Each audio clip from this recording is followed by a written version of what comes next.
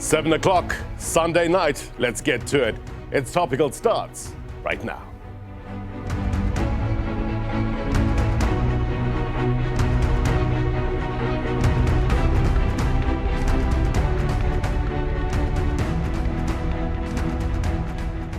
A very good evening to you, South Africa, those watching around the world. My name is Blaine Herman, and this is It's Topical. Digital audience with us tonight. It's good to see them. They're going to pop up on your screen in a short while. One of them actually eager to get their comments in a short while. There they are. All right, Parliament's open. Some ministers have hit the road running. You've seen them on your television screens. You've seen them out and about. Others are finding their feet. The people, they demand a responsible and sure-footed government. There's also a need for a responsible and sure-footed military, right? Our soldiers, they brave dangerous environments. There are inherent risks. For love of country, they accept death. But some fatalities raise a lot of questions. An inquest has been opened by police following the death of 4 members of the South African National Defence Force who were on duty as part of an operation that deals with illegal mining activities at Orkney in the northwest. And the deceased members were found inside a container structure. SAPS were called in, and we're told upon inspection of the scene, they found all 4 had died with their rifles still on them and their personal items still on them. Preliminary findings are that the fatalities could have been caused by carbon monoxide poisoning from a possible fire made by the members during a cold night inside the container structure. Question: how do we prevent such deaths? How do we better serve those who serve us? It leads us to the umbrella question for tonight, and we ask you, what would you like to change or handle differently or better in the Defence Force?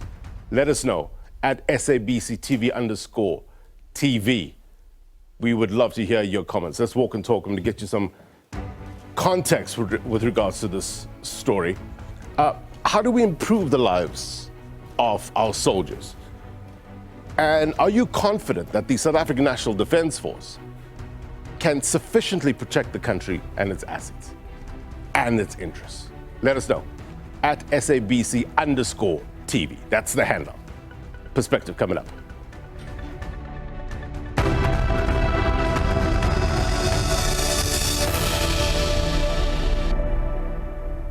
All right, let's get you some context. And as always, we turn to the magic wall, what we know and why it matters. My guest tonight is SABC News international reporter, Kailihle Khumalo. Good to see you, sir. Thank you so much. Thank you for making the time. We need perspective on the South African National Defence Force, but more importantly, the deployment. What do we know with regards to the current deployments?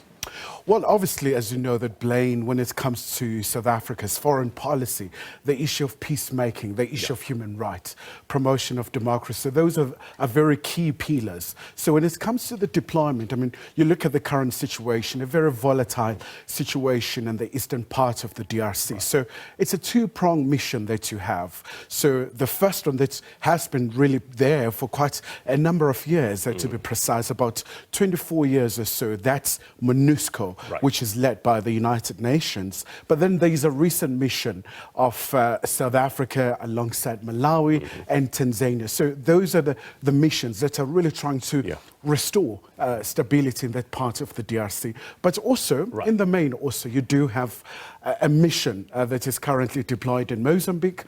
So as you know, that's in the northern parts of Mozambique, in Cabo Delgado, the issue of extremism and also all sorts of religious challenges. So they're also trying to deal with the insurgency. Right. Nothing new in terms of safeguarding the interest in Africa peacekeeping missions as well. Talk to us about the previous deployment locations.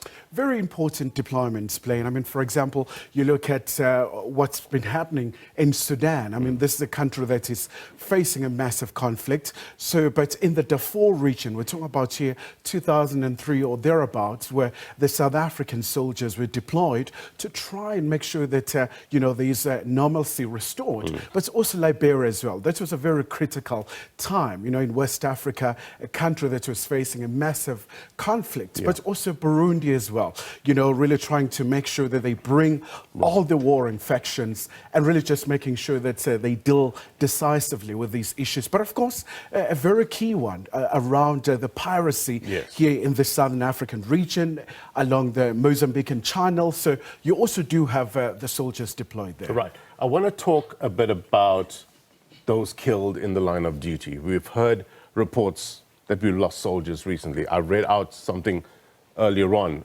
around this investigation that's the alleged carbon monoxide poisoning. What are we learning with regards to soldiers being killed abroad?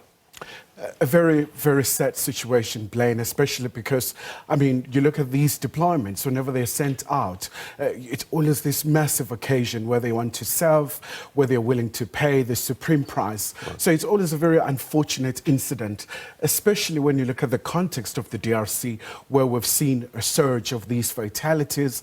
I mean, you go all the way to February, where the South African members of Defence Force were under fire in the DRC, especially because that's a restive part of the DRC, the eastern parts of Congo, especially because we saw, you know, the East African Brigade was deployed.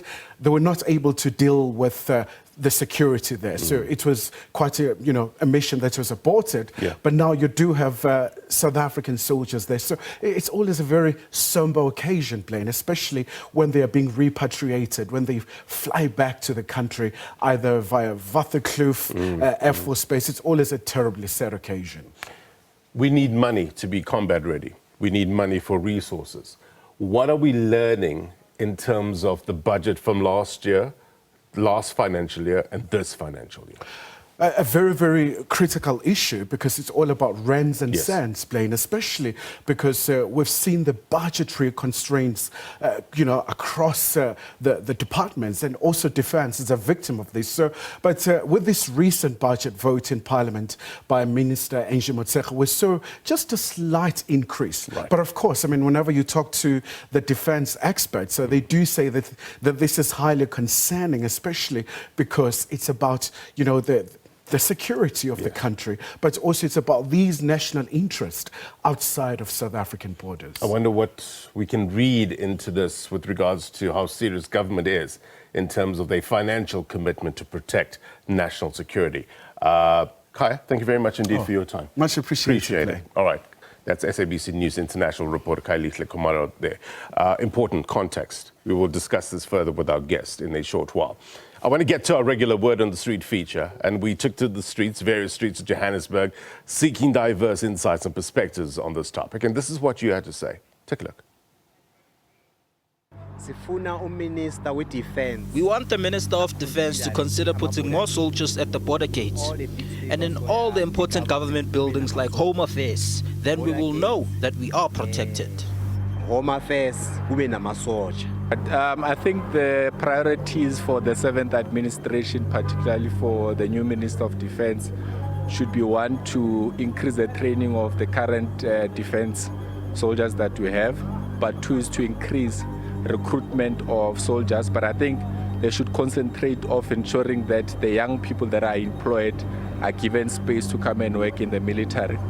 But two is to increase the machinery that they have, the equipment that they have, and try and facilitate the revival of Denel. You should prioritize the issue of Denel. We need to understand actually what does Denel have to offer, what the value Denel brings within the country and the army itself.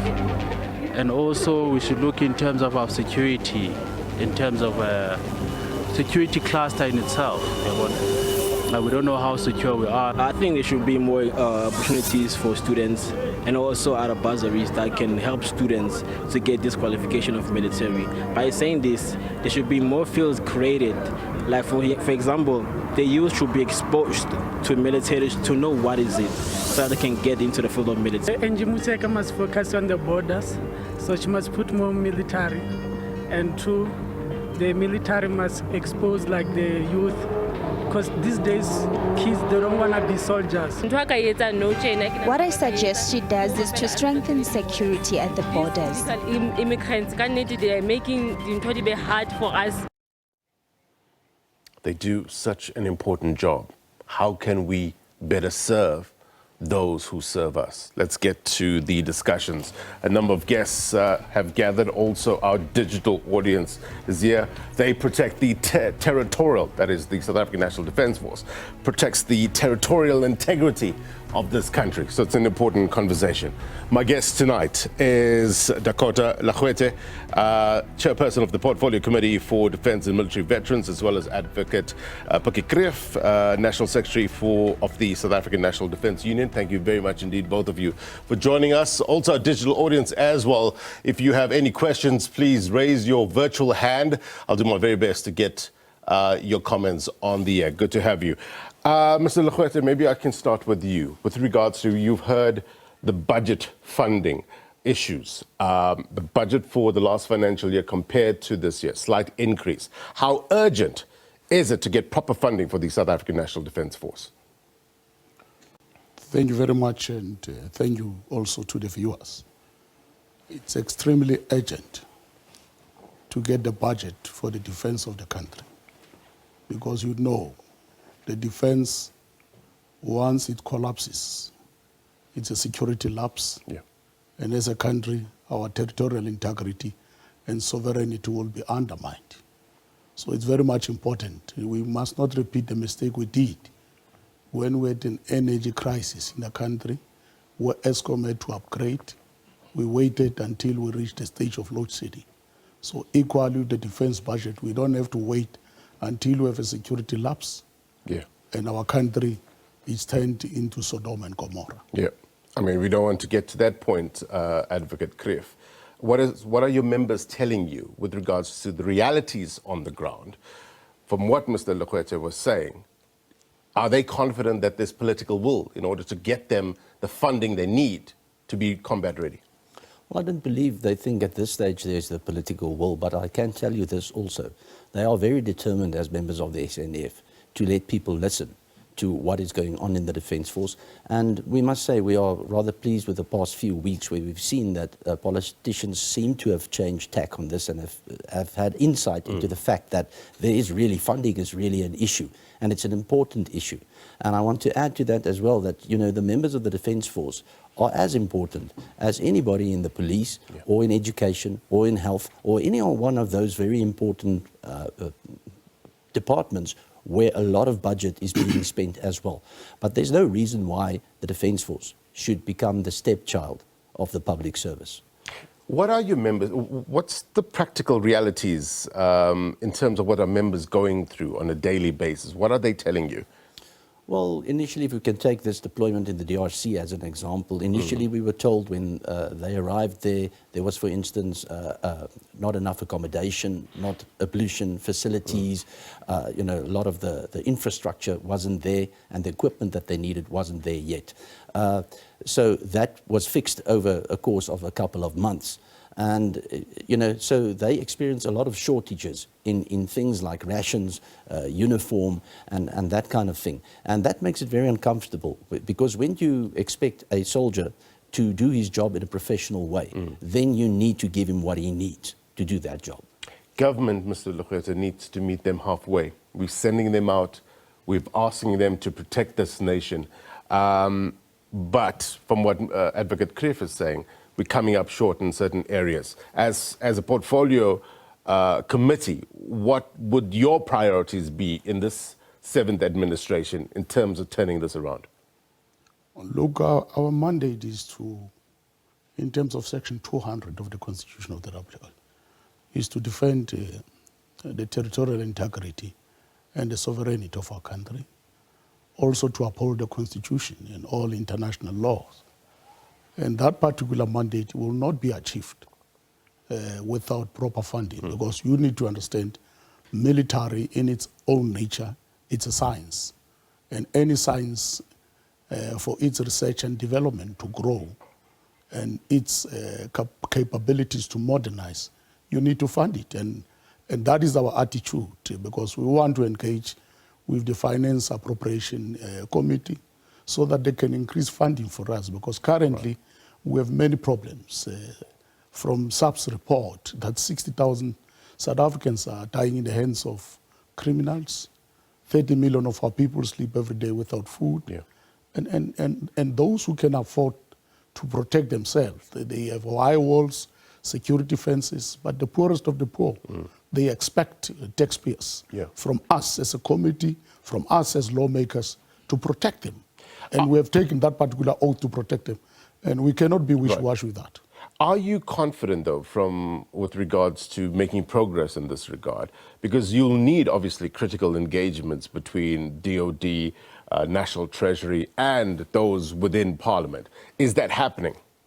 Yes, that is happening. We have, as DOD, we have agreed to meet with Treasury. We have agreed to meet with Employment and Labour to deal with the welfare of our members who are on the exit. We have agreed to meet with the Department of Higher Education to work on the training, including the skills of some of our members.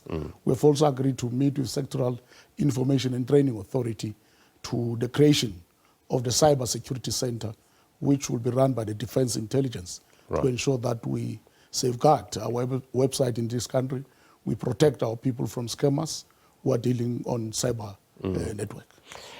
Advocate, with regard to the skills that Mr. Legoete has said, how confident can South Africans be with regards to our soldiers, the men and women that are out there laying their lives on the line? Talk to us about the skill set that we currently have. Well, if you want to know whether they are capable of being good soldiers, then the answer is absolutely yes. They are well trained, they are good men and women who are patriots to this country. They are really good at what they do. The only thing they're asking is, give us the backup to do what we have to do in a professional way. That's really heavy on their hearts. Military training in itself does not translate into academic qualifications in the outside world. And I think that's a very good initiative if the Department of Defense could get the Department of Education involved and reskill our soldiers, or at least give some recognition to those courses that they have finished in the military, which, by the way, a lot of times includes management and so on. That would be a good thing, so that they are recognized when they leave the Defence Force, and not just have the qualification of a soldier, but actually can take their part in the labour market. Right. We would love to have spoken to the department. We invited the minister. Unfortunately, she couldn't make it. Mr. Legoete, what's your impressions with regards to the new leadership that's in place currently? Minister Angie Motshekga, as well as the two deputies, confident in their skill set to take this department forward? Indeed, we are very confident as a committee on the capabilities of the executive members of our department. Angie Motshekga, you know that she has been a serving minister. General Bantu Holomisa, you know, he's an operator who has worked in the military even himself as a general. Comrade Lope is from an unconventional army, somebody who knows and have an interest in welfare of the military people. And we are confident that this time we'll get an opportunity to engage and deal with issues that affect the welfare of our members, because you must know, to defend territorial integrity and sovereignty, it's something that is funded throughout the world with billions of dollars and trillions of dollars. It's not just a simple thing to pay a lip service to. If we are to protect the borders, which are porous, if we're to protect our people against illegal mining, if we're to protect our people against drugs, nyaopes in our streets, you need the defense force, because some of the people who are in illegal mining and in drugs, from the briefing we received, are members and ex-soldiers from neighboring countries. So you need a soldier to pounce back on a soldier, because some of them defeats our police, because our police are not trained to fight with a soldier. So we need soldiers, a special task force to get into illegal mining, special task force to get into illegal drugs, joint operations of the police and the army, home affairs, border management authority. We need that particular collaboration in defense of our country, because if 60,000 people die every year in the hands of criminals, that is a war. You can't define it the other way. We need the army to come in now. We need men and women in boots to go and defend citizens of our country. So, Advocate, what the current budget, what does that say in terms of government's financial commitment to national security? Well, I think it's quite clear that the Department of Defence, as I said, has become the stepchild through the budget cuts. Definitely, if what we expect from the Defence Force or what we expect them to do, if we think that that budget that's out there now is going to fund what our expectations, then we are sorely missing the point. Much more money is needed in the budget, but it's also not just a question of making the budget larger. It's also a question of having checks and balances on how, if there is additional funds, how are those funds spent? That's very important, because it's no use to throw money after a problem and then just turn your back on it. You need to monitor how that money is being spent. Right. Before I go to the digital audience, I just wanted one more question to you, Mr. Legoete, with regards to the current deployment in the DRC. We know we had some fatalities there already. What's the Portfolio Committee's impressions or concerns with regards to the deployment, especially in the DRC? Yes. No, thank you very much. On the issue of the DRC, you would know that there is that particular concern from members of the committee, but we are equally also having an obligation in terms of multilateral institutions like the UN, like the African Union and the SADC missions. You know, in terms of Resolution 2098 of the United Nations, we are obliged as member states to participate in peacekeeping missions, and that is the case even with us in South Africa, that there was a meeting of the heads of state of the SADC region. As part of their decision, they've resolved to deploy both South Africa, Malawi and Tanzania in the mission in the DRC as try to efforts to bring peace, as efforts to bring stability in that particular part of our continent, because so far the displacement of people of the Eastern DRC has affected the whole region, that to an extent that even in our country, we have a lot of them who are here undocumented and illegally. And I think it's a matter that we have to prevent from the mainland, which is the DRC and the eastern part of DRC. All right, let's go to our digital audience. Questions, comments. Let's start with Nkensane. Your question, comment for our guest, if you can unmute Nkensane. Oops, it seems like I think she is frozen there. Cold night, Nkensane. Tendai, let's go to you. Let's hear your comment.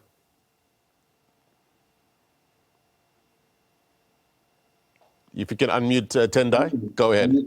Yes, can you hear me? Yes, loud and clear. Yes, thank you very much, and for giving us that opportunity to give our thoughts on this important and critical issue. I do think that the issue around the involvement of South African defense personnel in the DRC and also their safety within the country is a critical issue that requires a critical reviews of South Africa's defense policies. If I'm not mistaken, the last policy review was done in 2015, and there has been a shift in geopolitics. There has been a shift in what is happening in terms of peace and security within the region. So that requires a review, a comprehensive review that also addresses emerging threats, that also addresses emerging issues. You know that even when the South African Defence Forces are involved in the DRC, the opponents that they are fighting, they are using modern technologies. So also it speaks to equipment it speaks to issues of upgrade of skill and so forth. So that needs to have a coherence, that needs to match, or that needs to have synergies, so that there could be a better delivery of services.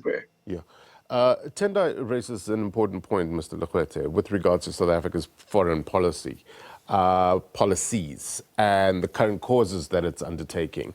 Do you think that increases certain risks? And if so, is our military ready to and prepared to address such risks? Yes, I think from the point that's made by Advocate Greeff, that our military is properly trained, it's properly composed to some of these operations. You would know the DRC is not the first peacekeeping missions that we're doing as a country. Since 1994, we've done over 15 operations and peacekeeping missions in the globe as part of our obligations to the multilateral institutions like the UN, the AU, and the SADC. And peacekeeping missions are not necessarily an expense that we incur as a state. It's an expense that we share with the United Nations, with other multilateral institutions. So it may look like, because there were casualties in DRC, that there's something which is problematic. But we've been to Burundi, we've been to Rwanda, we've been to Lesotho, we've been to Central African Republic, we've been to Sudan, South Sudan, and everywhere else, Ethiopia, and everywhere else in the continent, as part of building a better Africa and a better world, promoting peace and friendship in the continent. Because you know, once your Central Africa is affected, people out of refugee and running away from wars, they will disrupt our comfort in the country. So it's better sometimes that we prevent some of these problems before they reach our shores at the point where they are happening. And that's why we have to promote peace and friendship as a nation, as a country, because we have an experience of instability and what can happen in that particular situation. In order to promote peace, in order to be effective, you need money. Advocate Greeff, I mean, especially what's happening in the DRC, from your assessments, what more is needed to be effective? I mean, I've covered enough Armed Forces Day to know that we have some mean machines in our arsenal, the Roy Falk attack helicopter, for instance. Are those machines, from your point of view or your insight, up and running? Are they working? Why are we not using it? Are we using it? We're not using it currently, and I think that's one of the big causes of concern amongst the deployed members, is the fact that there is little to no air cover for them in terms of supplies, moving troops, and so on, and even air defense. And that makes it difficult in the mission area. You know, it makes the job more difficult than it should be. The reasons for it not being operational, well, that's funding issues. Because, you know, those mean machines, as you call them, they require maintenance, they require upgrades during their lifespan. They've almost been in use for over 30 years now. So it's becoming obsolete, and at some stage, the guest is entirely correct. A new review is needed, but in that review, one will have to determine what role do you want the SANDF to play in future, and therefore what do you need to have it play that role. And once you've made those determinations, then you must make the commitment to say, look, this is billions of rands that we're going to spend on new weapons and systems, etc. We'll have to, you know, just put our heads down and make a commitment to that, because it doesn't have to all be done in one go. It can be done over a span of years, as long as we have a plan towards where we are working to. Right. I just wanted to get your take on the role of the SANDF and future roles. And you've heard a lot of community members, when crime levels elevate, they say, where's the army? Bring in the army. What's your thoughts around community members calling for the army to be present in communities to help out with policing or to take over policing? We would be very wary to normalize the deployment of the military on civilian streets. We do know that South Africa has some unique challenges in certain respects. I think my colleague has now pointed them out. But it's not to say one must be very careful and guard against this notion that the military must come in any event. The police, to put it quite bluntly, must get the proper training and start doing their jobs. A lot of these things that the Defence Force is being called for, and remember that costs the Defence Force resources, personnel, etc., also to be up and running instead of police. So a lot of these things that the Defence Force is being used for are actually law enforcement issues, and the police should really be handling them. That would free up soldiers to be used where they are needed. Right. Let's go back to our digital audience now. I see Nkensani is back. Let's try her. Nkensani, there you go. Hi. Your comment, your question?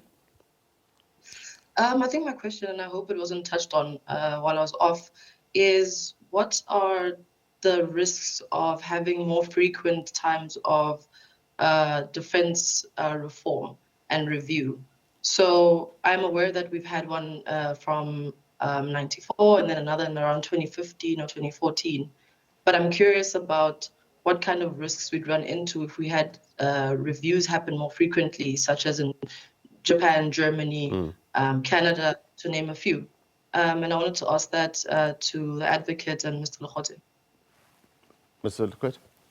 No, thank you very much. There is a defense review which has been on the table since 2015. That has not been fully funded. That has not been fully implemented. We have agreed as part of this budget vote that we have passed, budget vote number 23, that at least by end of October this year, we must have a draft which will give a blueprint of where we want to take the army to, of where we want to take national security to. And part of what we need to do is the prioritization of funding. And that we have agreed to engage finance appropriation so that whatever saving that can be collected from whatever other departments, it can be used as part of funding the defense review, including modernizing our army, because my colleague is correct that some of our equipment, some of our implements are obsolete, and that poses a risk in terms of our readiness, whether we combat ready in case anything can happen or any attack or anything can happen to our nation. So I think it's a matter that all lawmakers, in particular our Treasury, needs to appreciate, because all countries throughout the world, they are taking the issue of funding the defense and the military very serious. Because so far we have seen, even in other countries, smaller like Botswana, Zimbabwe, Angola, including the DRC, they've almost doubled their defense budget as part of their review to ensure that they keep their country safe and borders safe. Right. Advocate? May I just say this? I think the point to be made is that South Africa's right to exist, or the SANDF, is South Africa's right to exist. That is our only guarantee for our sovereignty. No other department is going to step in if our sovereignty comes under fire. And so, yes, a review is direly needed. Just to give you an idea, the helicopters that we're referring to, like, for instance, the Oryx helicopter, which is a light vehicle or aircraft that's used for utility aircraft, we should have already started 5 years ago to look at new fleets of helicopters, new generation helicopters. So the point I'm trying to make is you don't want to get, any country wants to get into a place where you're playing catch up with your defense force. Right. They should always be a step ahead, not a step behind. Right. Let's go back to our digital audience. Hosi, let's take your question, comment. Thank you. I just want to make sure that I am audible. You are, loud and clear. Wonderful. So I think the first thing, and I think it may drive the conversation into a different direction, is I just want to quickly reiterate what was indicated by the advocate and Mr. Legoete, to say that the SANDF is guided by South African foreign policies, right? And essentially, one of the most crucial things, one of the most important things that comes with our stance as a country and with how we engage in conflict is that we seek to uphold human rights, right? And something very interesting to me, and perhaps something that should be discussed, is the fact that security has evolved over time. We live in an age where we do not only consider the territorial integrity of a country as security, but we also consider its socioeconomic status. And we've seen that in this country, for instance, through a lot of the work that is being done by government to bring a lot of social support to its citizens, right? And I think that could also perhaps be one of the reasons why there is an issue with the budget of the Defense Force. And obviously it does create a bit of a crisis because it decapacitates the Defense Force when it comes to doing its work. But at the very, very same time, what other solutions are possible with regards to raising the funds, while in order for the capacity of the Defense Force to be improved, while also ensuring that the government or the state is able to consistently provide support through social means. Right. I think that's the first question. Another remark that I would like to make as well is that it's also very, very important that we understand our role as a country in SADC. We are one of the most stable countries, right? And I just also want insight on what exactly the Defence Force considers threats to our territorial integrity, considering the fact that we are relatively secure and perhaps use our capacity to intervene in regional threats. So those are two of the remarks that I have. Right. I'll give you the latter one, Advocate Greeff, but maybe I'll start with you, Mr. Legoete, with regards to how does the committee weigh up national interests or national security versus costs and expenditure? Look, in modern science of military, national security has become a priority for many nations. And as a committee, we want to prioritize funding for the defense, because the defense, just like education, it's one of the most important departments that would assist us in terms of protecting our sovereignty. Because I can make an example. I know Advocate Greeff says we can't deploy the army to do the work of the police. But so far, it's demonstrable that in some instances, the police alone, particularly in dealing with illicit and illegal and other things, illegal money, it has become very clear that some of those people, they're armed and they're dangerous. Some of the people in cash in transit, they're armed and they're dangerous. Some of the people in drugs, they're armed and they're dangerous. And some of them, like with the briefing we've received, are trained soldiers from some of our neighboring countries. Now, you can't expect a policeman and woman who was not trained to defend or to operate an automatic rifle to get into that particular platform of getting into a cash in transit with people who are armed, who are soldiers, and who, at the end, would end up killing that particular police personnel. When we have a special task force in our defense force that can assist us with some of these operations and without taking over. They will do that as a joint operation with the police. Like I said, with Home Affairs, if they are undocumented or illegal people, with Border Management Authority, just with the army as a backup, because even elsewhere in the world, when all is lost, the army, which has the supreme mandate in terms of the Constitution to defend our sovereignty and territorial integrity, must come in. Right. There's no doubt or if. But to Josi's point, where do we get this money from? I guess there's a general understanding or agreement that we need the money. But at this stage, where is it going to come from? Look, that's why we need to engage our financial appropriation, because there are other departments which do not fully spend their money. For instance, human settlement, for instance, even education and other departments. We saw last time almost over 40 billion rand was returned to Treasury, which was unspent even by municipalities. That's a whole nother show. That's a whole nother concern. Yeah, that's another concern. That we're saying whatever that can be collected by finance appropriation and Treasury, can it also be redirected to the defense so that we have the proper capabilities to defend the integrity and the sovereignty of the country and ensure that South Africans are not feeling unsafe, are not feeling fearful, because it's a shame for me as a lawmaker to draw income from taxpayers that I can't defend, that I can't protect. The threats, how is it that defined? Talk to us about what Mr. Legoete was saying with regards to South Africa wants to be protected, but how do we identify or define threats from external?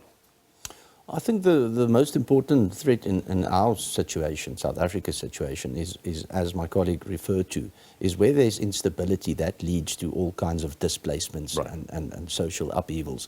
And it ends up essentially being South Africa's problem because of the fact that we are a fairly stable country. So, you know, the question was, or the issue was, post-1994, should the approach be just secure the homeland, or should the approach be we want to be a regional force? And it seems pretty clear that the choice was to be a regional force. And so therefore I come back to this point. of the Defence Review will be the place to identify what are threats, and therefore what do we need to combat those threats, and then make acquisitions in accordance. But can two things be true at the same time? Can't we be a regional force as well as protect the homeland? What would it take to achieve that? We can be both, but the two are different. So you'll need different things to protect the homeland as opposed to when you go onto foreign deployments, where you might be in a peace enforcement role. So it's just a question of personnel and equipment that'll differ. But it certainly can be done at the same time. Right.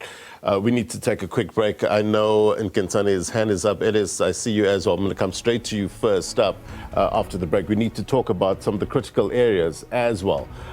What can be done now in order to affect change in the immediate future? More next.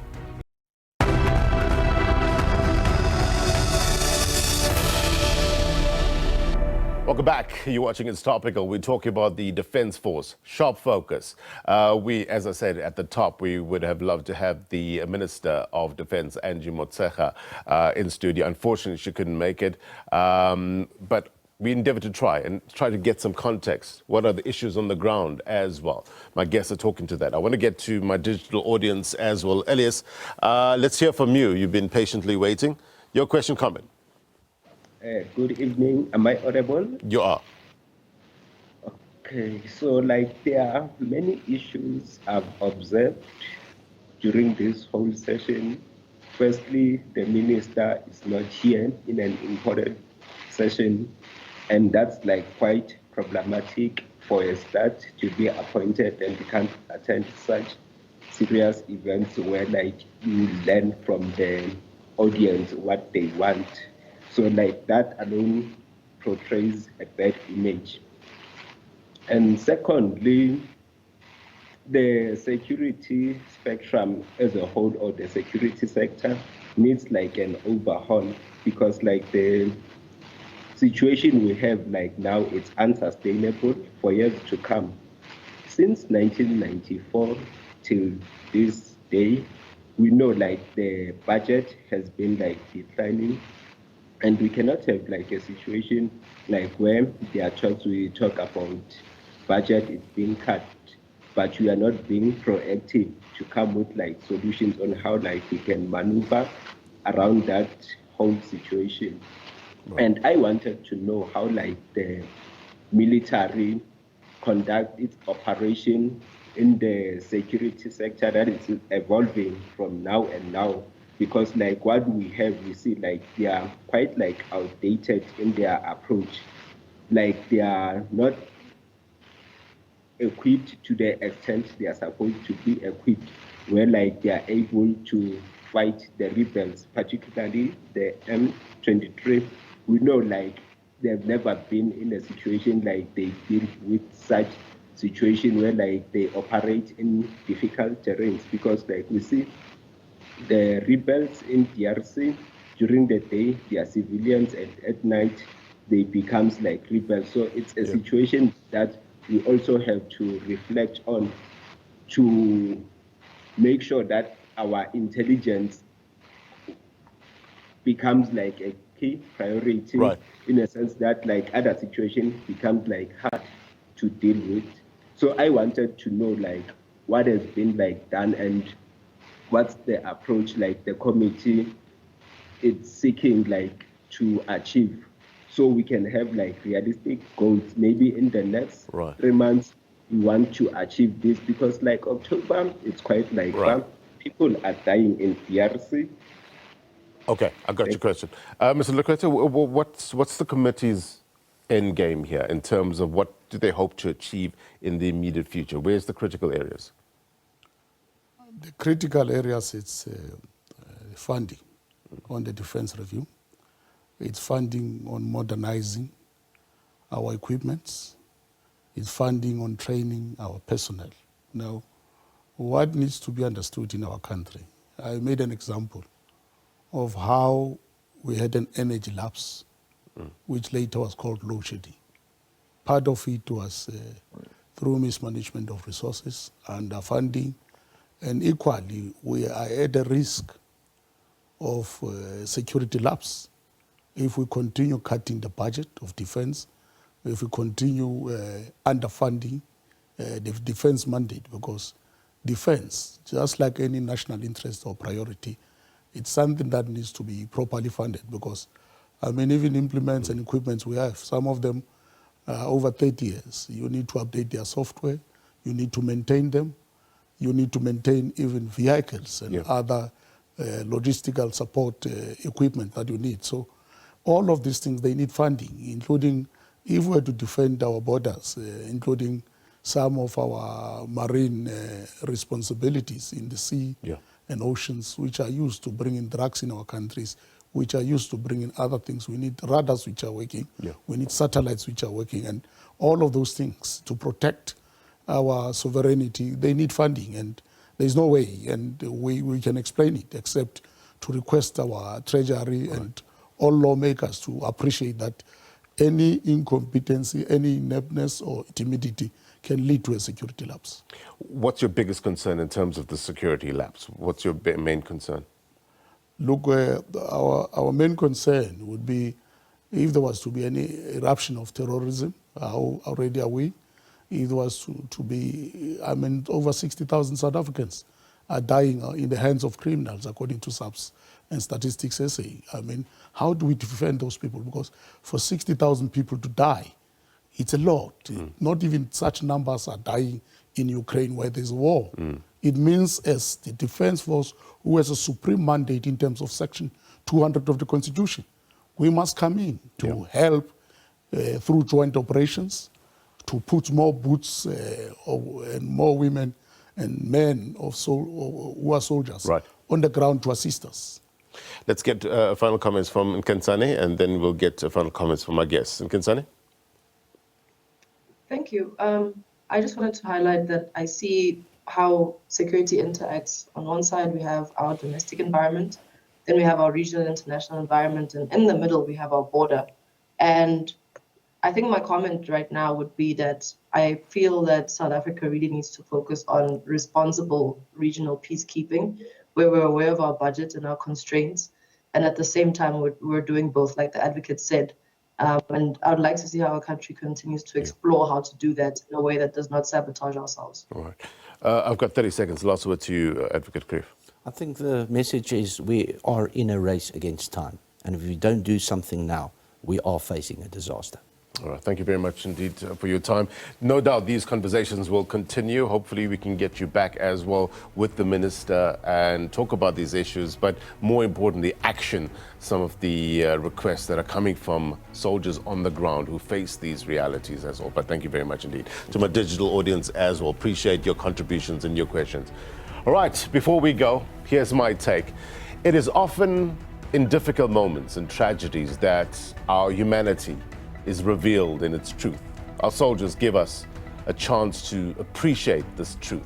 They pledge to protect the territorial integrity of this country and its people, which allows us to go on with our business, right, with a degree of confidence. Of late, lives have been lost.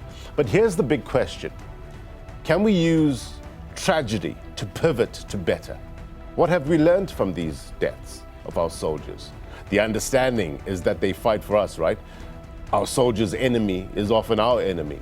So they need to be resourced and ready. They often work as a team, but some, as you know, struggle alone.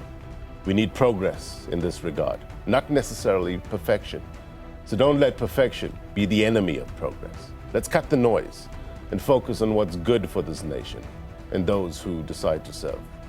And that's my take. If you miss anything on this program, be sure to watch this episode of It's Topical on YouTube. Democracy 30 up next with Oliver Dixon. If you're watching a repeat of this program, then as always, the news continues. Until next week, my brothers and sisters, take care. Bye-bye.